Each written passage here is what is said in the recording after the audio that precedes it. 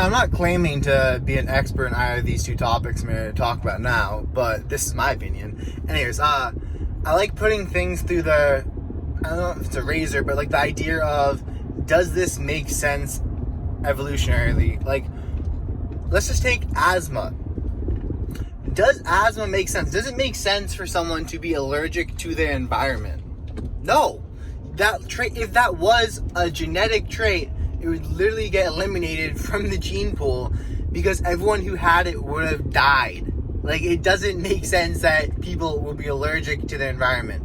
So you have to wonder, why would asthma be making it, like, why would it be such a big thing nowadays? It could be due to environmental factors that are triggering certain gene expressions via epigenetics. Or it could also be through hyperinflamed bodies due to the amount of processed foods in the environments that we're currently living in, which is basically what I said with epigenetics. And when looking at it through those lenses, you're like, that makes a lot more sense. Instead, your doctor, if you go to them for your asthma, they're just going to give you an inhaler and be like, well, it's genetics, here's an inhaler. It's genetics? Like, I talk about this. Genetics is a catch-all BS term that doctors use for when they don't actually know why the heck something's happening to you. Well, it's genetics. I mean, it could be like, you ask me a question about life, I'm like, well, it's life.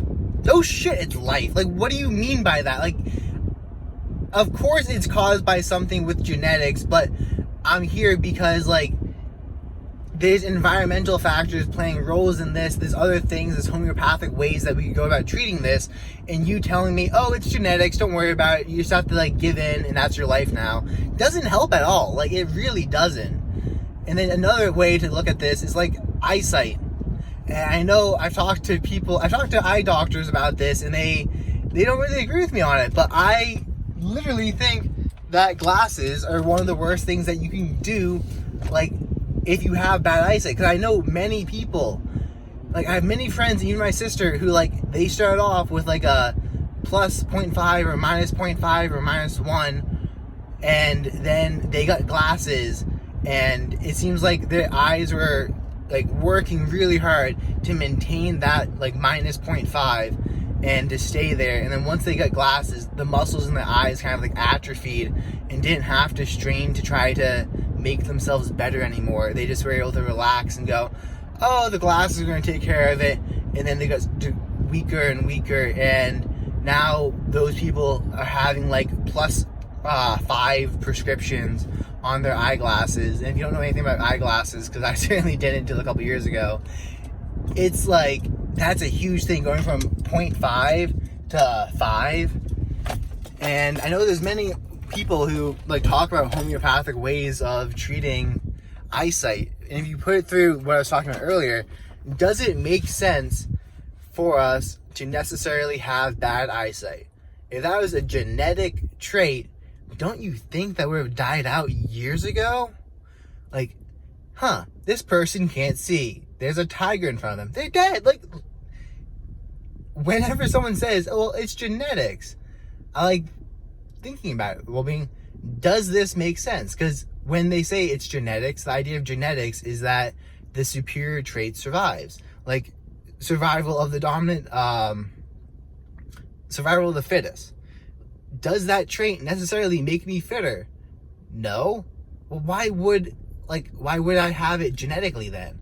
And after you ask yourself this, you have to start wondering, does my doctor actually know what he's talking about? Or the other one is, what did Eastern medicine think about this? And that's a great one to look into.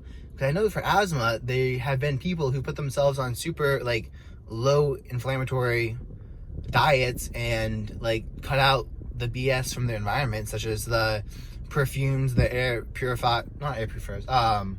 little car scent things, the artificial flavoring from their diets, and just a bunch of other stuff that you can actually get into. But I don't have asthma, so I haven't actually done too much research into this.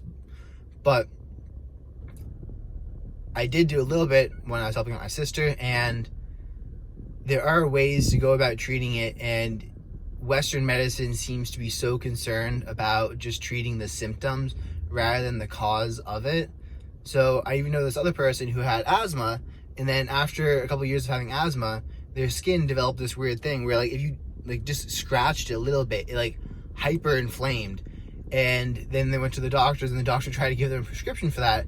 And I just told them, like, you're an idiot, man. Like, your body is hyper inflamed due to the food you're putting into it in the environment that you were in. Like, now it's showing itself in two ways, through your asthma and through your skin. And you keep on trying to address those issues instead of just facing the underlying cause, which is a hyper inflamed body that you find yourself with. So anyways, I'm going to leave you there for today and have fun.